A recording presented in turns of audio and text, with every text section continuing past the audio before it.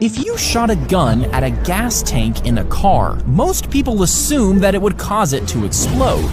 But would this actually happen? Well, the tank usually doesn't have the right amount of oxygen to ignite, and a bullet might cause it to leak, but it wouldn't ignite without a spark. But if there was enough oxygen in the tank, and the bullet created a big enough spark, the chances of an explosion are still low, because gasoline burns rather than explodes.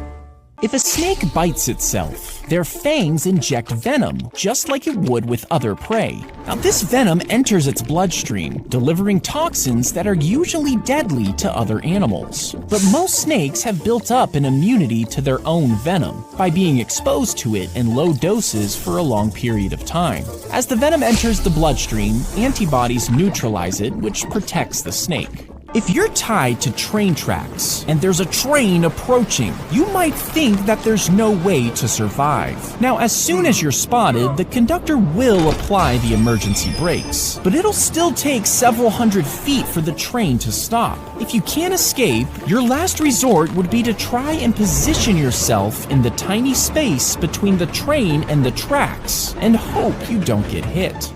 If you dropped a cat from the top of the Burj Khalifa, would it land on its feet? Well, when dropped from a normal height, cats have this special reflex that allows them to twist their bodies mid-air in a fraction of a second. And this allows them to land on their feet. But if dropped from the Burj Khalifa, this reflex wouldn't really help much. After a certain height, the impact is just too intense, and it wouldn't really matter how the cat lands.